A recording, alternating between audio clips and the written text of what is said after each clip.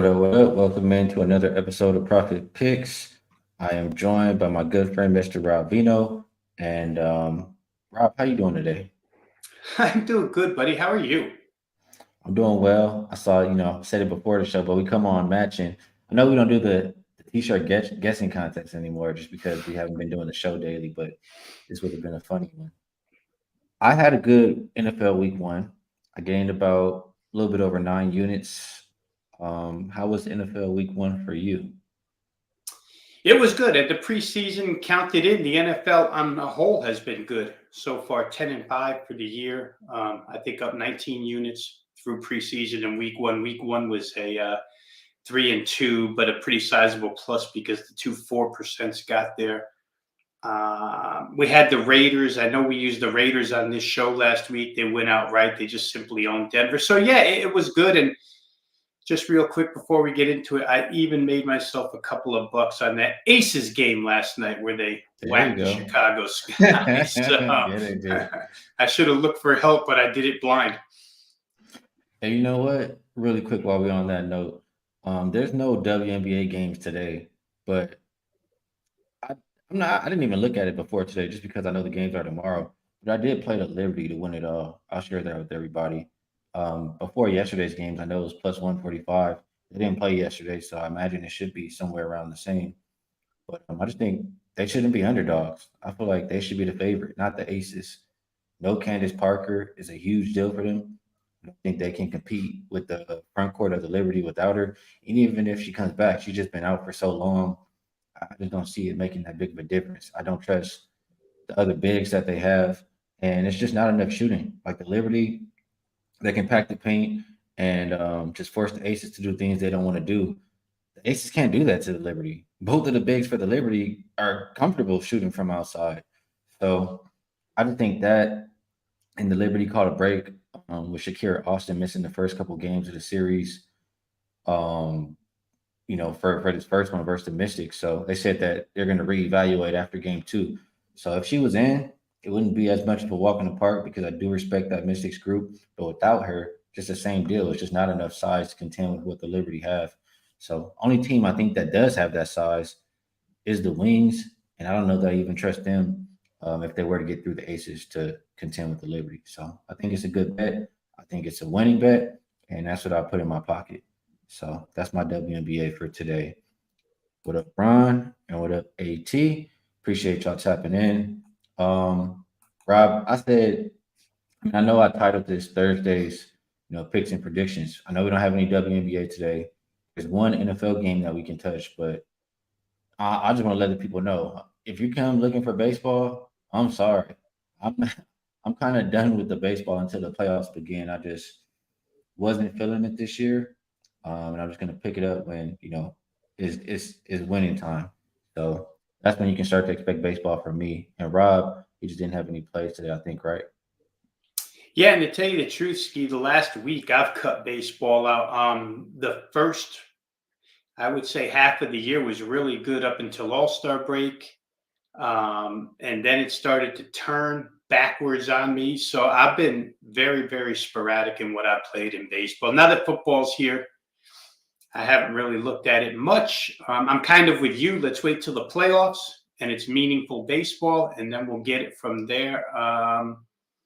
And I took up the Canadian Football League while I was at it, so that's been pretty good to me.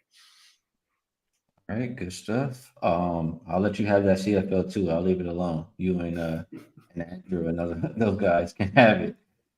Let's start with Thursday night football. Anthony's asking if we're going to touch it. We absolutely are. He says he loves the over Cousins attempts and Eagles to cover.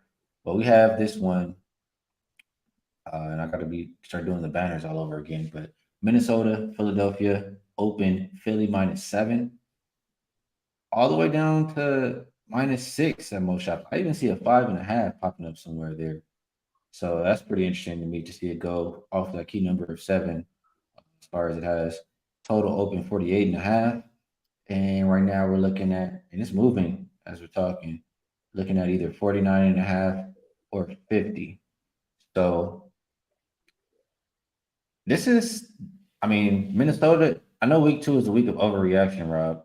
Minnesota did not look good last week. not to say Philly looked great, but do you think that this line should be moving in the direction of Minnesota like this? Well, I think some of it's injury related. Certainly, the Eagles have their share on the defensive side, and some of it might be statistically related to week one, where the Eagles did nothing offensively. I think they had 251 yards, 4 per play.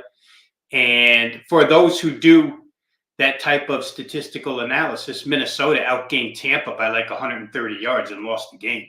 So I think you have misleading final scores on both sides if you're just comparing total yardage to the final scores. Philly got out quick, I think 16-0 in that game or whatever it was. It was really quick though in the first quarter off some turnovers and stuff. But I don't know that the line should be coming down. Power ratings suggest it's in a good place, Skee, so I don't know that it's wrong either.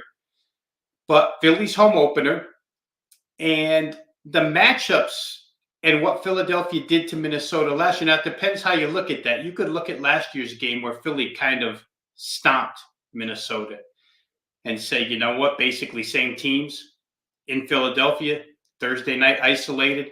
I know this. The gates opened up at Lincoln Financial Field at 1 o'clock East this afternoon, about 45 minutes ago. So the crowd is going to be lit by the time 8 o'clock comes.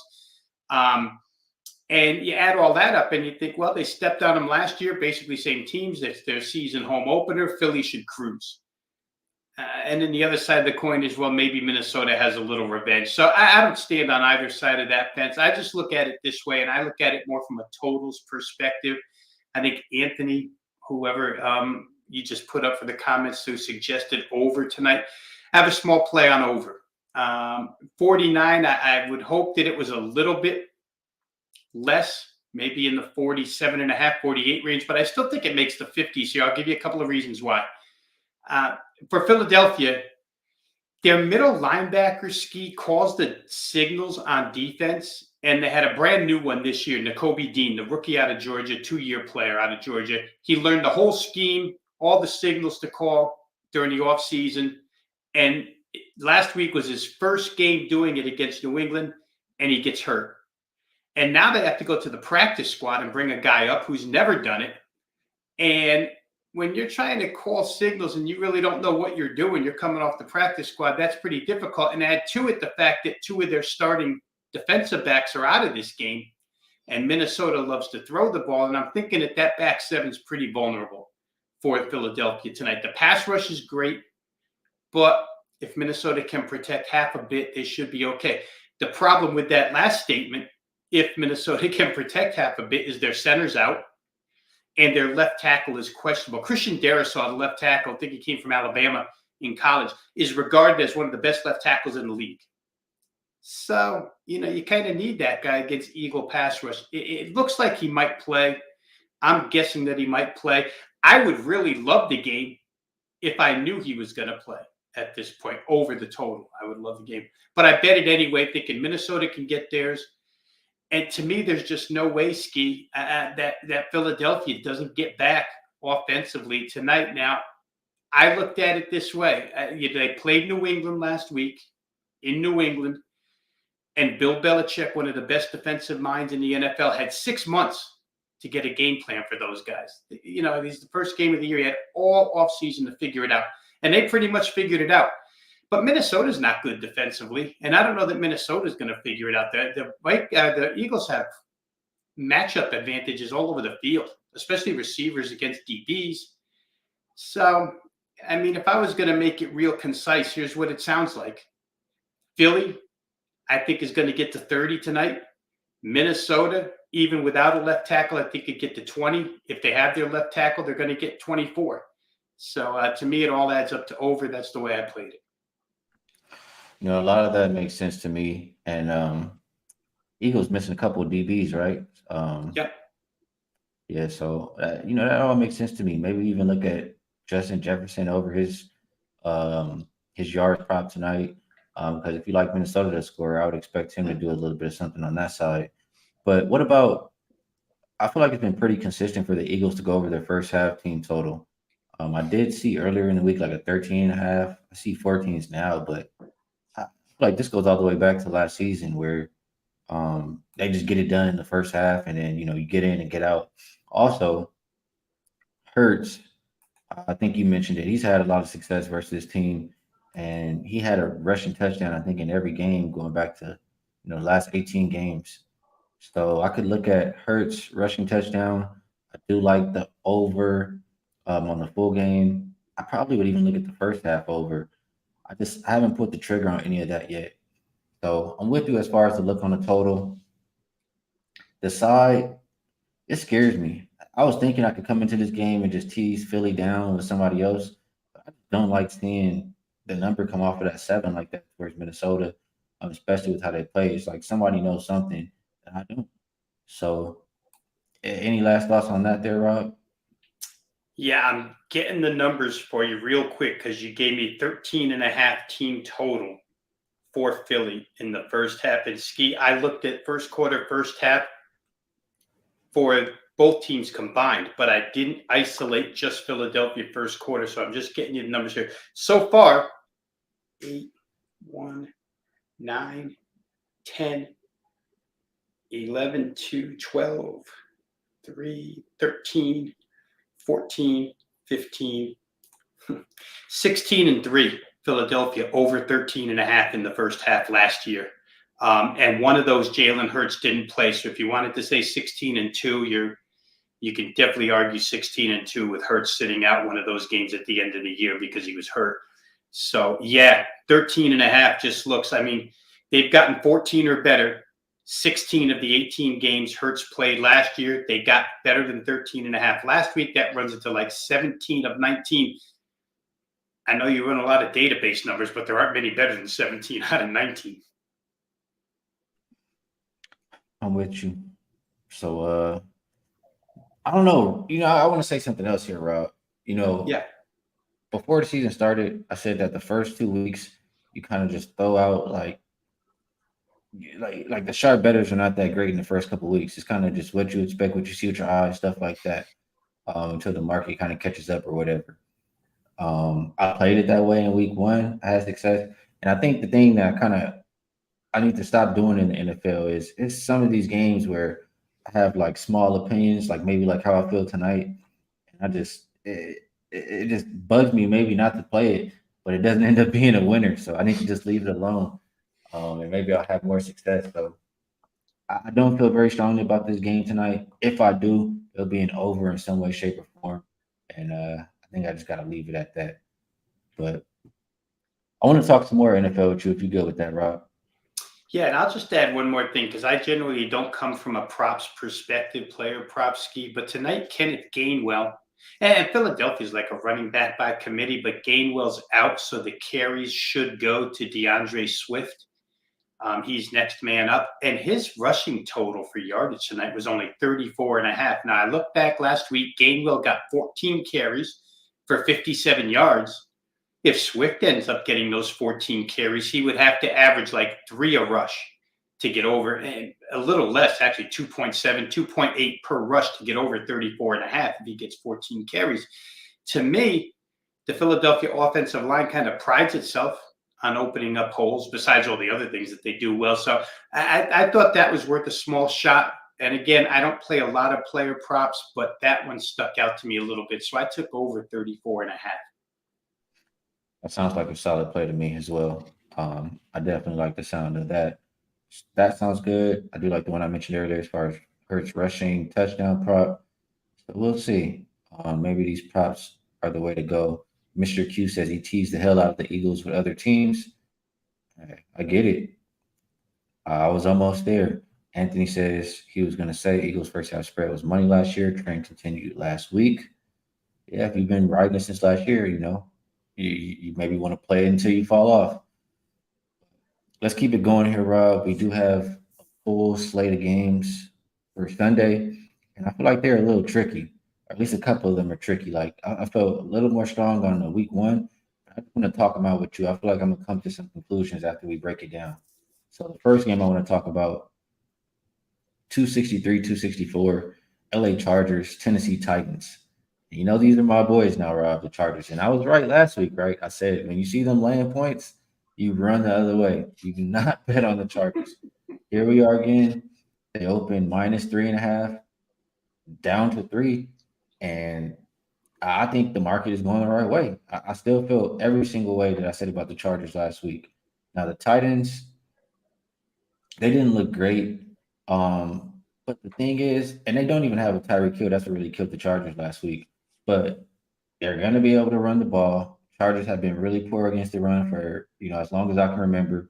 And if the Chargers are stacking the box, you got a couple receivers over there for Tannehill. Tannehill's not the greatest, but if you stack the box with those receivers here, I just see Tennessee having success. I don't have faith in Tennessee's defense getting stops. I do think the Chargers offense is so good that they can kind of score on almost anybody. It's the Chargers defense that I don't trust here. So I would only play the Tennessee Titan side. I would feel extremely comfortable teasing it up with another team. And as far as the total is concerned, like I don't think the Chargers win a game that stays under. I do think Tennessee can win a game that stays under, but I think Tennessee can also win a game that stays over. So I lean over, lean towards Tennessee. Um, what do you think, Rob? Can my Chargers win a game as a favorite or no? Well, it's tough on both sides here because they both walk in 0-1, right? And Tennessee loses the heartbreaker to New Orleans last week down there in New Orleans. And of course, the Chargers lose the heartbreaker to Miami. They matched them stride for stride, and then all of a sudden, they couldn't stop them defensively, just like you said, right? Miami went right back down the field and won that game. So for LA, I think it's a more difficult task offensively for sure to face the Titans defense than it is to face the Dolphins defense. And for the Tennessee side, it's probably a little easier of a defensive task for their offense because you just come off New Orleans, who plays really well at home defensively, and now you get the Chargers. Maybe Tannehill can be a little bit better. I kind of lean home side here just because the 0-1 team is at home. But I don't by any means think that the Titans are the better team. Better team doesn't always win in the NFL. We know that. It's all so situational. It's crazy. I did look at the total, Skee. What you said last, I think, made most sense to me. If, in fact, the Titans can find their way to 24, I thought to myself, can it get over? And then you kind of come to a crossroads because if they win the game at 24, to get over 45 is difficult. Chargers would have to lose the game by 1 point, 24-23, basically. And that's just shaving it way too close for me. I have to look at this from different angles, maybe halftime, maybe quarter, or divide it up somehow, or maybe a prop. But I don't know that I was in love with anything in that game, side or total. Again, I think the Chargers are the better team, so the right side is favored, but I think Tennessee might have some matchup advantages here coming off the team that they played. Again, for LA, if you're looking for a step down in class, they just faced Miami's offense with Tyreek Hill and Jalen Waddle running all over the place. Tennessee features none of that, so they're not going to threaten you long. Maybe the Chargers can tighten up a little bit. There's so many questions. I'd rather watch it and learn than go out on a limb here and play. I'll say one last thing. A lot of people might think this is a West Coast to East Coast. You know how they were in the early game, West Coast to East Coast. It's a big deal. The West Coast team can't wake up on time. Their body clocks are different. But Nashville is on Central Time, so it's not really West to East here. It's only a 2-hour difference, so I don't put any credence into that this week. Right, good stuff there, Rob. I think I that's led you something that's nowhere. gonna. No. You said some things that helped me and agree with what I was thinking. But the question I want to ask is, you're leaning towards the over with me. Why is the total going down? What could possibly push this total down? Well, I think mathematics, like I broke down in my head, kind of scares you off a little bit because if you think Tennessee's going to win it, and I guess you have to look at both ways. Listen, if the Chargers win the game, the Chargers can win this game with 27 or more. I think that correlates to the over. If the Titans win the game, and I think you said it best, you could see the Titans winning a game under and even over. Either way, I guess you could see it. And I'm kind of with you there. But I put the number for the Titans at 24. If they can get the 24 points, they can win. And to get over 45, then I need the Chargers to lose this game by 1 point. 22 is not a common number. 23 can be gotten by NFL teams. So 24-23, to me, it's such a razor thin line to sit on. Do I think Tennessee could score more than 24? If I felt strongly that way, Tennessee can win the game outright, get to 27, then 45 is too low. But mathematics kind of keep me off of it, unless I can convince myself that the Chargers are going to win this game. I haven't gotten there yet. You know, that score that you said, that's exactly the kind of score that I see this game like. That's how the Chargers play. Somebody's gonna miss a field goal, and then they'll be down by 2 points where they can just win the game by 1 or lose the game outright. Like, that's a situation that the Chargers are in. That's why you never want them when they're laying points. So we'll see. I'll continue to think about that one, but I would definitely tease the Titans. And if I was teasing with somebody, it would be one of two teams. And let me just make sure what I'm saying. Yeah, one of two teams here. And it would be either the Niners, who I already teased with the Jets from last week, from -8 down to -2 against the Rams, or the Jags, which I don't like that the line has gone up to 3.5 against Kansas City. And my thought process there is, well, really, the Niners just look really good, and the Niners own the Rams. For whatever reason, I know I've talked about it with guys who are a lot smarter in football than me in previous years. It's the scheme or whatever they have with Shanahan. The Rams have nothing for it. And I just think they're having much better talent. So getting them to just kind of win the game under a field goal, I think is a really solid bet. And the reason I would be looking at Jacksonville is just I think the Jags are pretty good this year for one, but the Chiefs, you can go all the way back to last year, or you can go back a few years. They just haven't been really good at covering numbers. I know this is a short number, you're almost just asking them to win, but we even saw this last week when it came down to 4.5. I don't trust any of the receivers that they have over there. We're not certain that Kelsey's going to be in the lineup, even if he is, he's not healthy. And if you look at the last 3 seasons, if you're betting against Kansas City, like if you're taking a +6 teaser against them, you'll cash 80% of those bets. So I think Jacksonville up to, I was thinking 8.5 would be good, but 9.5 seems solid to me too. Which of those two games would you feel more comfortable teasing it with? San Francisco or Jacksonville? I don't think I'd mind either, to tell you the truth, but I would probably start with San Francisco. And like you were saying, you talk to a lot of other guys who give you reasons why San Francisco has dominated that series. And the biggest of all, Skee, is that San Francisco plays with brute force, and the Rams never stand up to it. I mean, it looks like bullies against scared kids most every time they play. San Francisco lines up and says, we're going to hit you in the mouth, and if you don't hit back, we're just going to keep steamrolling you. And it's what happens time and time again. Now, one thing I noticed last week, watching the Rams and the Seahawks, either the Seahawks are really, really soft, or the Rams have gotten a little more physical, because the Rams, who nobody expected, including myself, obviously their season win total was 6.5, right? Nobody expected the Rams to be any kind of force, and they dominated that second half unbelievably. Seattle had a couple of injuries, so I have to give them some slight bit of credit there, but I still don't think the Rams physically match up to San Francisco, especially what we saw right off the bat against Pittsburgh. And again, it was one of those games where a team got out in front really fast. Dallas, San Francisco. Philly actually did have to hang on at the end, but a couple of those other two didn't even look back. They're going to come with the same game plan. They're going to, and the kid at quarterback looked good again for a guy who's coming off injury. So to me, I would like San Francisco less than a field goal, yes. The Jacksonville side is tricky because I could come at you from both sides with arguments here, but I do think 9.5 is too big of a number at home. They played this team last year in the playoffs, went to their place, and played really, really well. So even Trevor Lawrence said this week that there's a special edge or an extra edge to this team for this game. They want Kansas City. They think, as you pointed out, with Chris Jones just coming back, right? He signed his contract. It'll be his first game back. With Kelsey iffy, with Kadarius Toney and these guys dropping balls all over the field. KC doesn't look at this point to be the same KC. So Jacksonville feels like they can take advantage. 9.5 is a lot of points for a team that can really, really score.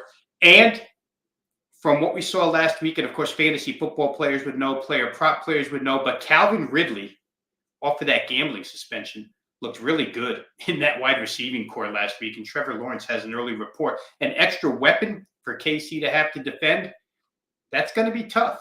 A travel game against this team that can put up points. The two things I don't like about Jacksonville. A, they're basically 1 yard from not beating the Colts last week. And the Colts have 4th and goal from the 1, down 31-21. I shouldn't say beating, I should say covering against the Colts. And believe me, I know, because I had the Jags in the summertime laying 3.5, and they did sneak by because they held them on 4th down. But they're 1 yard from not being able to cover 4 points against Indianapolis, which flat out stinks. And there was another thing I wanted to say about them that I can't remember now that I thought was a negative. However, we all handicap these games with these, pros and cons, Skee. And I think in Jacksonville's case, the pros certainly outweigh the cons. And 9.5 to me is a nice, you're asking, you're not getting through that 10, but I don't think that you need 10 with Jacksonville. Unless Lawrence makes mistakes. Oh, I know what I was going to say real quick is Kansas City, even without Chris Jones last week, played a really, really good Detroit offense. And Detroit, one of their touchdowns was defensive. They only scored 14 points against a defense without Chris Jones. So maybe Kansas City's defense is a little better here. That might speak more to the total than the side. But I think in both your teaser cases there, I could definitely see both of those. I could see the one side down, San Francisco, and the other side up, Jacksonville. Why is Calvin Ridley not giving out picks? Hey, he's more than welcome to come on the show. We'd love to hear it. Oh, man. I don't want to get him in any more trouble, but it'll definitely be good content for us. Let's see. It was a comment here. Let's see. Daniel says, only reason Chiefs lost was the pick 6. Anthony says, Chiefs don't usually cover because they are usually huge favorites. Okay. Well, I'm looking it up right now. Chiefs the past 3 seasons as a favorite, they are 23-32 against the spread. Let's look at if they're less than a 4-point favorite. They're 7-7 against the spread, so they're still not covering those small numbers. I just think it's still safe if you were to put this in a teaser. That's how I feel, and the numbers don't tell me otherwise. Daniel says trap game. Boofer says Kansas City lost because it was Drop City USA last week, and that is what I agree with 100%. Who's to say that those players show up this week? I mean, Tony's been terrible his whole career. I don't know what changes. Mahomes didn't really do too much bad. He was putting the ball where it needed to be for majority of the game. So we shall see. Let's keep it moving. Enough time on that one. Was there a game that you maybe wanted to shout out that we haven't talked about yet? One of the more interesting ones has to be Baltimore-Cincinnati, right? Joe Burrow and the Bengals got absolutely mad. What, they have 6 first downs last week against Cleveland? I mean, and we talked that one out last week and landed on Cleveland squarely, both of us. So that was a good play last Sunday. And, the situationals tell me I'm supposed to bet Cincinnati in this game. 0-1, lost a division game already. Baltimore 1-0. Cincinnati now in a home divisional game. You can't lose these tiebreakers when you're in a division with Baltimore, Cleveland, and Pittsburgh, because chances are a couple of these teams are going to end up tied for first place at the end of the year, and they're going to go back and look at all these tiebreakers head to head. Or inside the division first. And if you stink inside the division, you're in trouble. So Cincinnati has all the incentive. This is so NFL situational right here, because we're all going to look at what Cincinnati did last week and say, Burrow's not healthy. The offense was garbage. They got manhandled. How can I play them this week? Baltimore won, but they didn't look good necessarily. They played a team in Houston that actually, I saw a number where Lamar Jackson under pressure completed like 13% of his passes or something stupid. He was like, 2 for 12 under pressure, 2 for 13. So he wasn't great in this brand new offense. And maybe it's going to take him a little bit of time to figure out this brand new offense along with the rest of his offensive teammates. I just, the fundamental stuff tells me Baltimore right now is the better side, and they're happy to play Cincinnati in this weekend state. But I know, and I've always abided by this for like 30 years handicapping NFL, divisional games mean most. And when you get a team in a divisional game at home that's cornered, you play that team or you don't play at all. So for me, it's going to be Cincinnati or nothing, even though it might go against all logic of what we saw with our eyes last Sunday. But NFL results over 30 years tell me that makes the most sense. Just play the home team that needs to win desperately in a divisional game. And I agree. Like just looking at it from a wide kind of perspective, I mean, you kind of said it. Cincinnati played terrible last week, and they show up here in this game as a favorite. A favorite of more than a field goal in the opener. I think that's pretty telling of the spot that Cincinnati's in. And then I mean, before I even go over to the Ravens, like the thing to worry about for me with the Bengals is Joe Burrow missing all that time. Like, how long is it going to take for this offense to get in rhythm and for them to get going? But I do think that the defense can show up for the Bengals, especially you have a Ravens team on the other side that's banged up. Mark Andrews didn't play last week. I'm not sure if he's going to be in there this week, but he's still going to be a little banged up.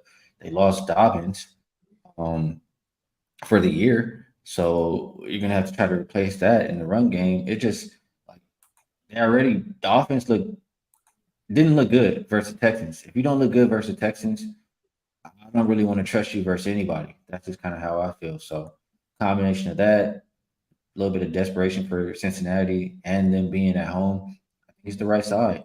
I would only look towards the Bengals in this game, and the total, like we're missing an offense from Baltimore. I'm thinking at least that Cincinnati, still being that slow starter, still trying to find their rhythm on offense. It's more of a defensive divisional game, and it stays under the total. How do you feel about that? That's a good way to look at it, probably, Skee. I mean, in the case you started hinting at the Baltimore injuries, and there's a couple in the secondary too that are worrisome. If Burrow can get enough protection, enough time, they still have Chase Higgins and all these guys that can get open against weakened secondary. So Cincinnati, from a side perspective, if I had to, and probably we saw that game last year in the playoffs, and we know these AFC North, it's called now, right? AFC North games just get to be line of scrimmage battles. We saw it in the playoffs last year when Baltimore had the backup quarterback and almost won the game. But they're just tough, hard fought. Unless somebody's going to turn it over more than once, that leads to points for the other side. Not even a pick six, but something that sets you up in great field position. Unless stuff like that starts happening all over the field, then I think you have to look under. But I would probably look Cincinnati. And like I said, I haven't gotten there yet because I don't like laying a 3. And in their case, all you have to do is win by 3. But just talking this out with you, Skee, I'm thinking to myself, Cincinnati probably comes out of the tunnel on fire this week, wanting to atone for what happened in Cleveland last week. Again, that's a divisional loss. So to go 0-2 inside the North would be lousy. And if that's the case, if they come out fired up, then first half number here for the Bengals is, I'll try and get the Wager Talk odds screen current. It is 2.5. Can they be ahead by a field goal at halftime?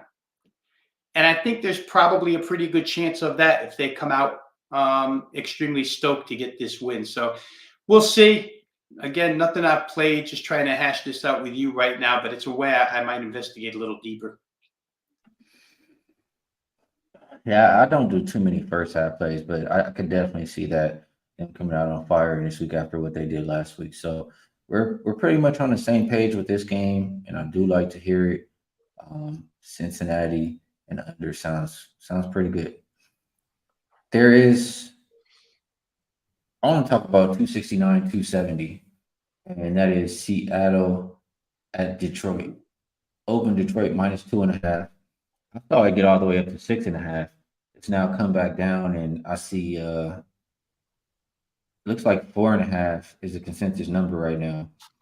I looked at this game, and the first thing I thought was Lions minus 6? Oh hell no! I'm not taking the Lions. There's no way. That's not the kind of team that you lay points with like that. I think this is probably the biggest overreaction game of the whole week, just because I know Seattle looked bad, but damn, now we're just gonna favor the Lions like this by almost a touchdown. So I think it's come down, rightfully so, and it comes down to a fade of the Lions as a favorite for me. I can only look towards Seattle. How do you feel? I thought they were wrong pushing the total way down, Ski. This thing came from 51 down to 47, 47 and a half. And I just, earlier I talked about how the Rams, of all teams, push Seattle all around. I have to believe that Detroit, with one of the best offensive lines in the league, it's not a good matchup for Seattle on the defensive side. So I think the Lions are going to score. They only got 14 against Kansas City last week, which was surprising. We do have a play where Marvin Jones, I think it was, fumbled a reception. He caught the pass and then turned and ran to the 10-yard line of KC and fumbled. That could have been another score, but it wasn't. I can't believe that team at home doesn't find their way to 27 or more points. All that being said, Seattle's offense is still good. Now, the question for Seattle is going to be, they got a couple of offensive linemen banged up. So we have to wait deeper into the week to make sure these offensive linemen are going to play, at least one of them. But I think Geno could have a decent day throwing the football with his receivers against this team. I think Seattle's upset off of what happened last week. So you're going to get a determined football team. That probably speaks to side and total. But for them to only come out with 13 points last week in a game where their team total was 25 and a half, so only got half of what was expected, I think that's real disappointing to Pete Carroll. I think that's real disappointing to the offense. And I always, again, I talked about an earlier rule about divisional home teams that need it. I'll give you one more. Coaches love to fix what was broke. And in the first game, actually everything for Seattle was broke, but that offense especially was broke, only scored 13 points against the Rams, who basically have Aaron Donald and 10 other guys. And that defense is depleted, and they couldn't do anything in the second half against it. So I expect points out of Seattle. I expect points out of Detroit. Detroit's got 10 days of rest because they played the Thursday night game. Seattle does make the West Coast to Eastern time zone. Detroit is in the Eastern time zone. Could affect defense a little bit more. But to me, I saw no reason for people to push this game down to 47. And I agree with you that it's just a sheer overreaction to people thinking that Detroit stopped Kansas City, didn't allow them much.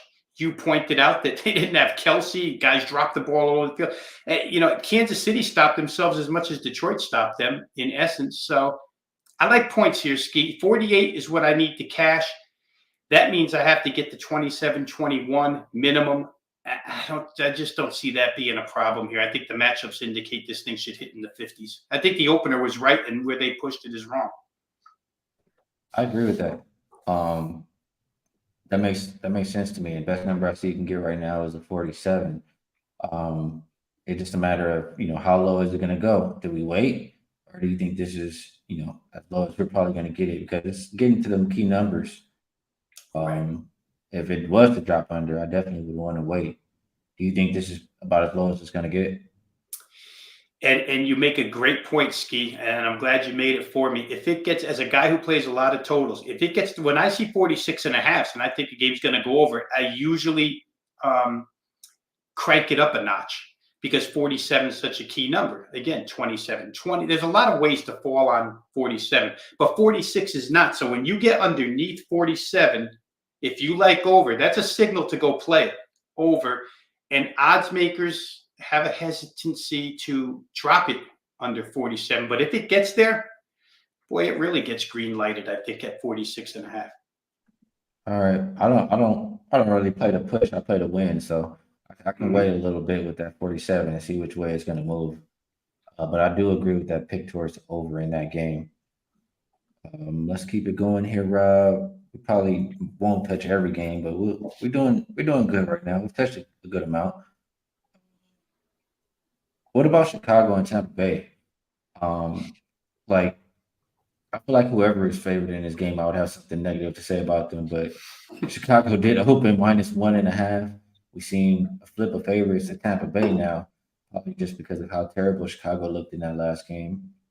Um, but then now catching points, maybe it was in their head. They're over there facing the Packers who own them now. That game is over, and they get a chance to try to get back on track. I don't feel comfortable taking Chicago just to win, but if I'm betting this game, yeah, I'm definitely taking the underdog. Do you think Tampa Bay is a rightful favorite, or do you agree with me that you would probably lean more towards the dog? After what I saw last week, it seemed to me like Aaron Jones was a one-man wrecking crew for Green Bay against Chicago. So my immediate thought was if Tampa Bay had a real running game or a running back that could do both run and catch the way Jones did, because I think he had like a 40-yard touchdown reception, then I would take Tampa Bay. But I'm not sure Tampa Bay has that. So therefore, I got to rely on Baker Mayfield to go ahead and win the game. Now, it is at home.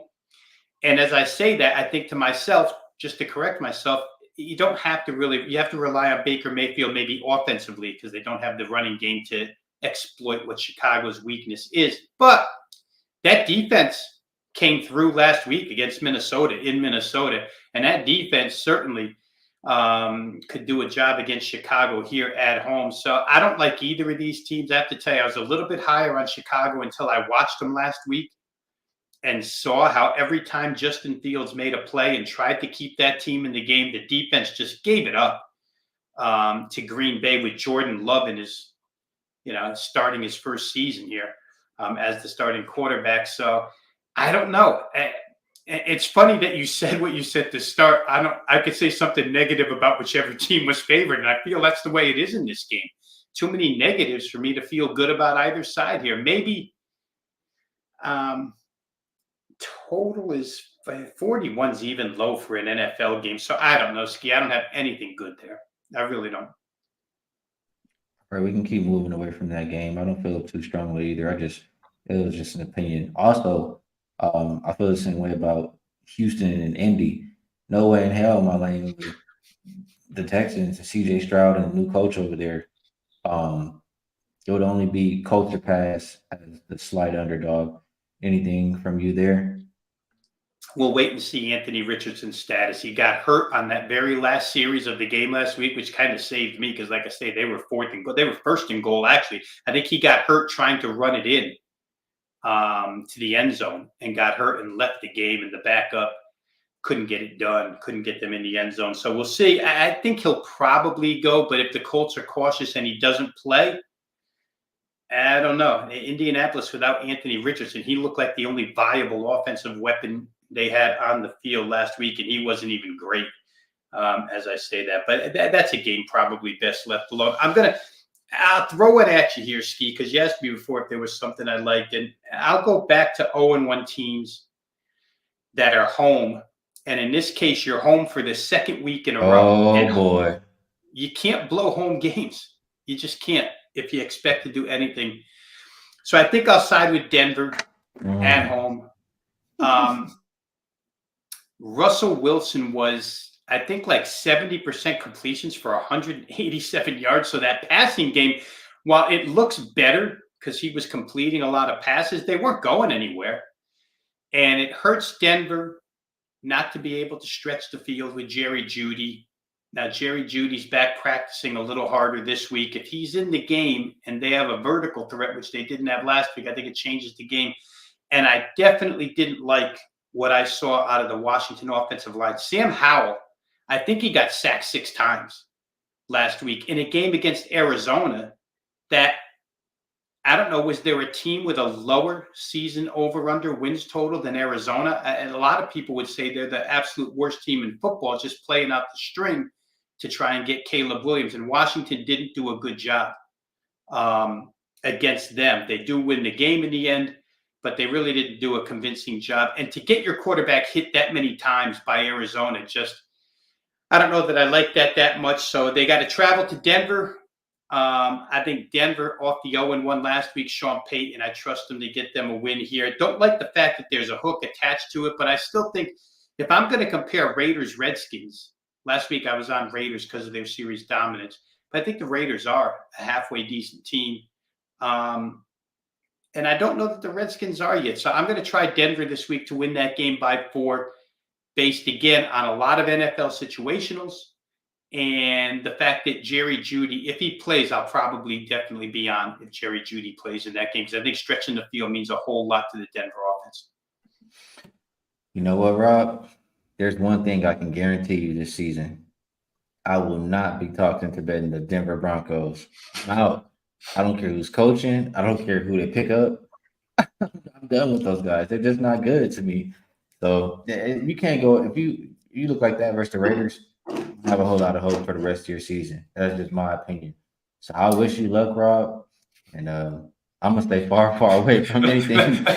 let me reverse it. Can you be talked out of betting on the Washington Redskins? Well, you might have a point there. I should have come at it from that approach.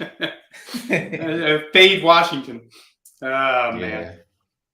Yeah, yeah. Booper says Sam Howell has only been sacked 6 times in his 2 career starts. I am going The to other stay time far, was far 0. away. I'm gonna stay far away from this game. I might not even watch it. That's how much I'm gonna be caring about that one. But I do want to bring up one more here, Rob, that I was thinking about, and maybe another overreaction here. Dallas from -3 on the look ahead up to -8.5 or 9. I mean they dominated the Giants. I get it. The Cowboys have been beating up on the Giants for a while now, right? But Wilson, I feel like he wasn't great, but I like the running back for the Jets, and I feel like with a full week of preparation, knowing he's going to be the quarterback, you know, I feel like he'll play better than what we saw in that last game. So a combination of that, me liking what I seen from the running back of the Jets, um, and just how strong I know that Jets defense is, makes me think that they can keep this one respectable. Um, Dallas, who knows if their defense is going to be that good or the Giants were just that trash in that first week. But I still do not trust Dak, and he'll have to prove it to me. So I'm not going to back him to win by double digits. I would only look at the Jets. And when I think about the total, it's crazy because I go a little bit both ways. Like I really trust the Jets defense here, but the 8 point line moved down just because what Rodgers was hurt. I feel like the Jets are going to have a game plan to go out there and at least put some points on the board. They still got to what they got to 16 in that last one without even knowing that Wilson was going to be quarterback. And I do think Dallas will score too. So I think it's maybe gotten a little bit too low. I don't know if I'm going to get there eventually, but it makes me nervous to back the under. So if I'm playing now, I lean towards Jets plus, and I would like to be talked into an over. Well, I'm probably better suited to talk into the Jets because the old saying, of course, is defense travels. And 9, are you kidding me?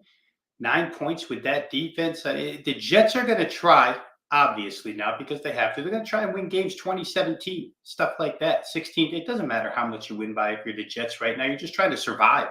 And you survive off your defense and the running back, like you mentioned, Brees Hall. 2 things here, Skee. You talked about did the Giants, are the Giants really that horrible? Was Dallas really that good? Dallas's defensive line, I don't know that I've seen an NFL game in a long, long time that looked like that mess. Like every time Daniel Jones dropped back to pass, you just hold your breath because you know he's going to get the shit kicked out of him every single time. The defense was coming. Nobody could block them. It can't possibly be that bad for the Jets offensive line this week.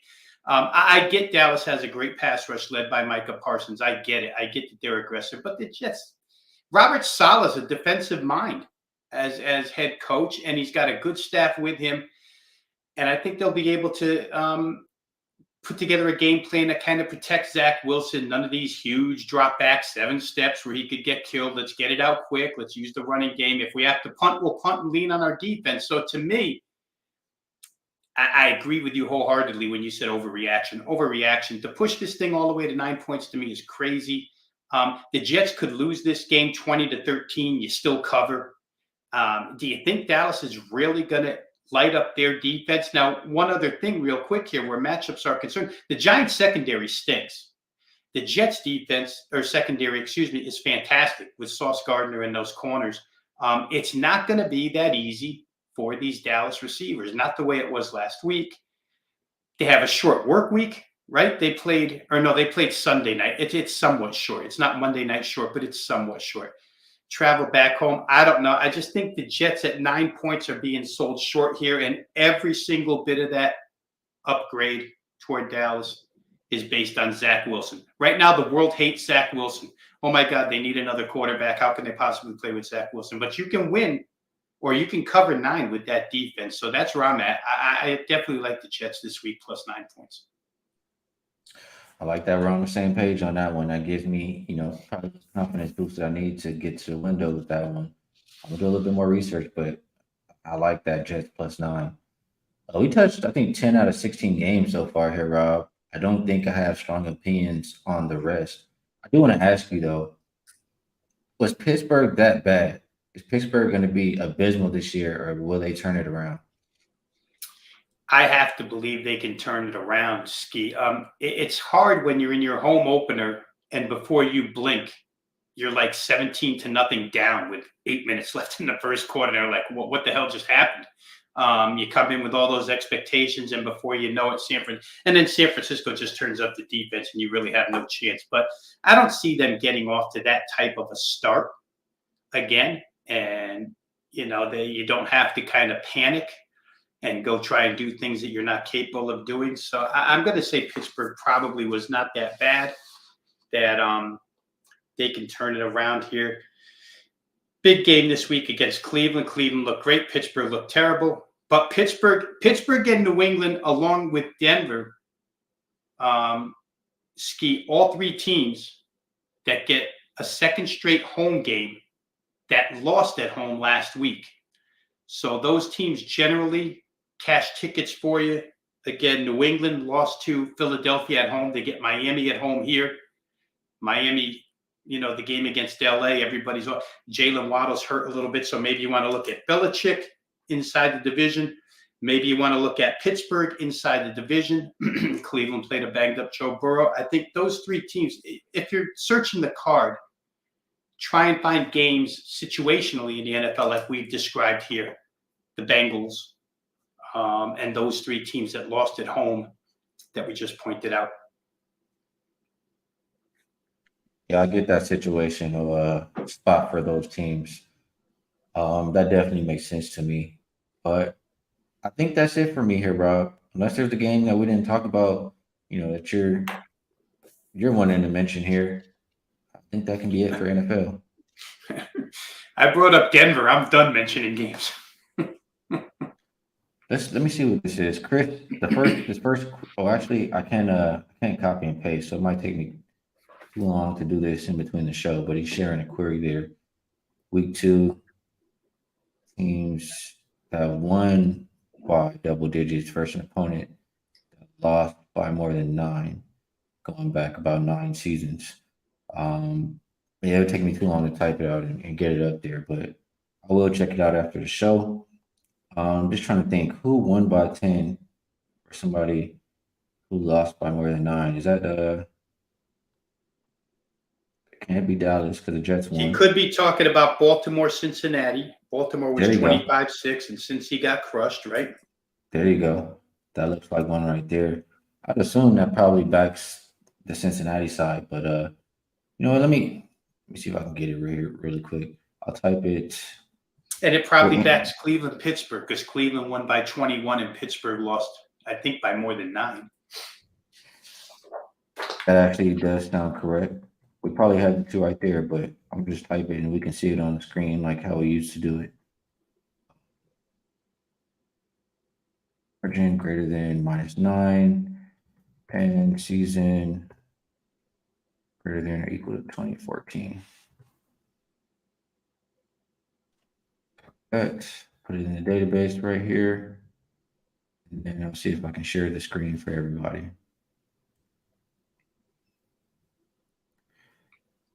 And let's go like that. There we go. It's a lot of them that are active this week, actually. So let me. Well, this is I haven't done the screen sharing in a while. I know I got all these tabs, so hopefully I picked the right one. If you guys didn't know, I am a tab hoarder. I think this is correct here, though. Let's go with that. You can see that up there, Rob. Yeah. Yep. Good job. Okay, so teams off a double-digit loss in week one facing a team not off a double-digit loss since 2014. Um, so they are 33, 16, and 1 against the spread. So they bounce back. And that is active on the Steelers, the Panthers, the Giants, the Bears, the Seahawks, and the Bengals. Well, I'm on two of these teams out of the six. So that's absolutely good news for me. I appreciate you sharing that, Chris. Um, any opinion on this one here, Rob? I'm just wondering how the Giants can be active on that because the other side of the game has to have won by more than 9 or something, didn't they? And Arizona certainly didn't beat Washington by more than 9. Didn't beat them at Yeah, all. that is very true. That one maybe But not shouldn't be on there. Um, but it does, to your point, it points out the two that we talked about in length here, or not in length, but the New England, or no, the Cincinnati side and the Pittsburgh side. And they're both divisional home games, which I'm sure if you wanted to get into divisional home queries, you could probably find ways to support Cincinnati and Pittsburgh as well. let me see if I can do this. He said if I add now I can't even find the tab I had that I was hoarding. There we go. He says add and away. And it gets even stronger. 19 2 and 1 here. Wow. Dating all the way back to the 2014. And if you add the way, it's only active on the Seahawks, the Bears, and it still says the Giants here, even though we don't think that should be a part of this query. But I love to see it as a part of this Seahawks. I love, love, love it because Lions minus anything more than a field goal. That's the hell no list for me. So um, I appreciate you sharing that query, Chris. And Chris, he says here, nah, the other team didn't lose by double digits, so they could have won or lost. Either way, I appreciate you sharing. And I guess we can wrap it up here, Rob. We did do quite a bit. We didn't touch on baseball today. I did see a question in the chat from Renoir. We just talked about football. And I did talk about WNBA to start the show tomorrow or for the playoffs in general. So now I guess it's about that time, Rob. We talked about pretty much the entire week two slate. Is there a play that you like a little bit more than the rest that you would like to share with the people? Well, let's go ahead and give the people something that goes tonight. I talked about not getting involved often in player props, but I really think that this DeAndre Swift rushing total is too low tonight. 34.5 rushing yards. I think you get to 35 again. For those who weren't here early, I'll be real brief here. Kenneth Gainwell isn't playing. Kenneth Gainwell, as the lead back last week for Philly, got 14 carries. If, in fact, DeAndre Swift gets those 14 carries here as the lead back, he'd have to average like 2.7 a rush to get over 34.5. And to me, against Minnesota's defense and with Philly's offensive line, that's very doable. So I'm going to use that as a best bet here, Skee. And real quick before I turn it over to you, I will mention wagertalk.com, where you can find most of, if not all of my work on wagertalk.com. Tonight, NFL and NFL college football up for Saturday already. A couple of plays, you can get those as well. Once again, NFL has been good to start the season, 10-5. So we look to continue, but that's wagertalk.com. You can get a free play over there from me as well, wagertalk.com. Good stuff. Make sure you guys go check out Rob and all the great work he does over there. And I do have all of my work available at wagertalk.com. You guys don't want to wait for the shows that I do when I can. For my best bet, I will go with the play that I already like, play that I already bet, a play that Rob, he was giving me he was giving me some backup on it, and we got Chris coming with the query that says, hey, 19-2-1 the past 9 years. So overreaction.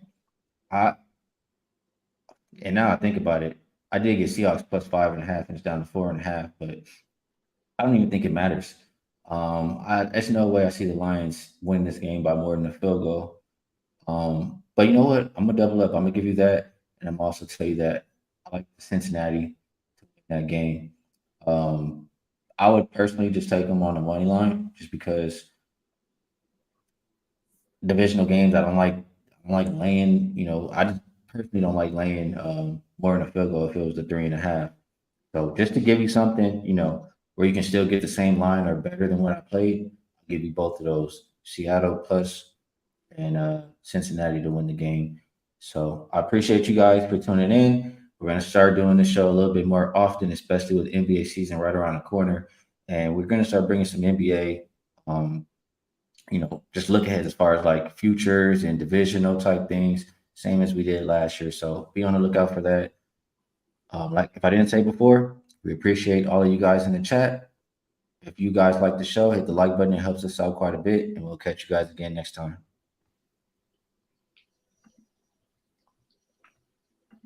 Gotta remember how to end the stream, Rob.